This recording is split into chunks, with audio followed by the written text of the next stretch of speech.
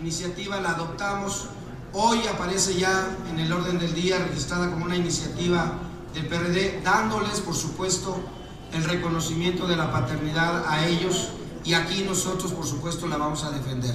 Para comentar a fondo el contenido de esta iniciativa, le cedo la palabra al dirigente de la UNT, a Francisco Hernández Juárez. Gracias, senador Luis Sánchez. Quiero expresar nuestro más amplio reconocimiento, nuestro agradecimiento al senador, que fue un puente importante para que la fracción del PRD aquí en la Cámara de Senadores tomara la propuesta que la UNT ha venido trabajando durante varios meses, sabiendo que era necesario, cumpliendo con la ley, presentar una iniciativa a la ley secundaria sobre la ley laboral. Para nosotros es importante cumplir con este propósito. Teníamos planeado hacerlo en el siguiente periodo, pero de repente nos enteramos la semana pasada que fue presentada por 2 senadores una iniciativa precisamente a la reforma laboral, la que tiene que ver con la ley secundaria, que hace retroceder los avances que se tuvo en la reforma laboral y la reforma constitucional en febrero de este año. Como ya lo señaló el senador, la reforma constitucional es el avance desde el punto de vista laboral en los derechos de los trabajadores más importante de los últimos 70 años, donde el voto universal y secreto alcanza rango constitucional, lo mismo para recuentos, para huelgas, para revisiones de contrato colectivo, donde desaparecen las juntas de conciliación y los juicios laborales se pasan al ámbito de lo judicial, donde se crea un órgano de conciliación autónomo y que nos parecía, apuntaba en la dirección de democratizar el mundo del trabajo sin duda y desaparecer todos los ámbitos de corrupción que se daban a través de los contratos de protección patronal y las propias juntas de conciliación. Con esta ley secundaria se hace nugatorio ese avance y se pretende generar un retroceso que además se aprovecha para incluir el tema del outsourcing, que ya había sido aprobado en una reforma anterior, en donde a pesar de que el outsourcing ahí se legaliza, sí se ponen algunos candados que impiden que se nulifiquen los derechos de los trabajadores. En esta propuesta se quitan esos candados al outsourcing y con esta sola medida literalmente se deja en absoluta indefensión a los trabajadores y sus derechos. De manera que eso nos surgió a presentar nuestra iniciativa.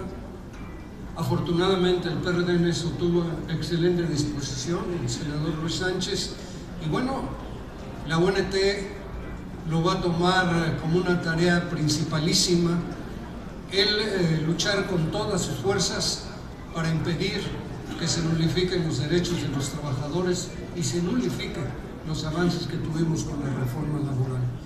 De manera que reiteramos nuestro aprecio, quisiéramos que le enviara un saludo a los senadores de su fracción y desde luego estaremos en permanente contacto para lograr evitar una acción de esta magnitud en contra de los trabajadores. Gracias, senador.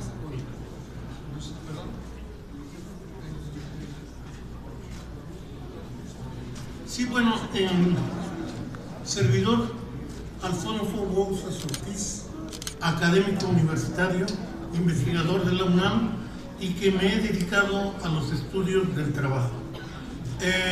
Particularmente daré 2-3 aspectos de aquellos que aparecen en el proyecto de reforma presentado por la CTM y CROC la semana pasada. Siguiendo la lógica que la reforma constitucional marcaba, crean, de acuerdo al proyecto que presentan, crean el Instituto de Registro de Contratos y Sindicatos y Conciliación. Nada más que el detalle está que le dan una estructura tripartita. Es decir, si la Constitución había planteado el tripartismo, ya no funciona. El tripartismo es un cáncer que ha liquidado prácticamente a los sindicatos auténticos y puesta la contratación colectiva en manos de sindicatos que solamente por tener una toma de nota celebran contratos a espaldas de los trabajadores. Bueno, pues de acuerdo con el proyecto de reforma que presenta CTM y CROC, esto se mantiene y se mantiene, digamos, en un nivel temerario. Ya es la máxima autoridad, la tríada de representación CTM, representación CROC y representación patronal, los que van a decidir qué sindicatos existen, qué contratos colectivos se aprueban y cuáles no. El sector empresarial, tengo yo la opinión, que metió muy fuerte la mano en la elaboración de esta iniciativa, entre otras cosas porque la iniciativa abre las puertas de par en par a la tercerización o outsourcing. Si en las reformas del 12 se pusieron candados para efecto de que no fueran actividades principales las que se tercerizaran, de acuerdo con el proyecto presentado, abierto total. Es decir, incluso está establecido así en uno de los artículos, puede haber empresas sin trabajadores. Esto es un absurdo del tamaño monumental. Desde que el sistema de producción es un sistema de producción capitalista, convergen los factores de la producción y uno de los que convergen precisamente es el trabajo. Entonces, hasta grosero, ignorante se ve el que lo pongan en el texto constitucional, perdón, en el texto reglamentario del artículo 123 constitucional. ¿Por qué? Bueno, pues porque lo están imponiendo ahí, porque quieren legitimar lo que de facto ya han venido imponiendo. Las empresas, como por ejemplo bancarias, Bancomer, ya no tiene trabajadores. Ahora es una nominación filial de ellos, el que responde por las obligaciones laborales. Y esto es de significativa importancia. En otras palabras, y con esta idea redondearía mi intervención, se liquida la estabilidad en el empleo. Una de los pilares fundamentales del artículo 123 de 1917 desaparece. No habrá ya estabilidad en el empleo. Y como decía el compañero Juárez, la reforma constitucional fue una reforma progresiva, yo sostengo la más importante que ha tenido el artículo 123 desde 1917 hasta la fecha, entre otras cosas porque judicializa la justicia laboral, porque termina con los contratos colectivos de protección patronal, pero esta magia de la argumentación nos lleva a que la ley reglamentaria fortalezca precisamente aquello que la reforma constitucional pretendía combatir.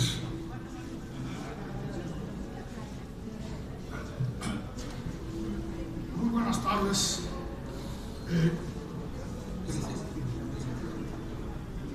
Adicionando a las excelentes exposiciones que hemos escuchado de parte del ciudadano senador Luis Sánchez, de parte del compañero ingeniero Francisco Hernández Juárez, dirigente de la presidencia colegiada de la UNT y del Sindicato de Telefonistas, y de mi compañero investigador y excelente abogado, compañero doctor Alfonso Bouzas, simplemente haría algunos apuntamientos del significado de este proceso legislativo que se ha iniciado desde la semana pasada.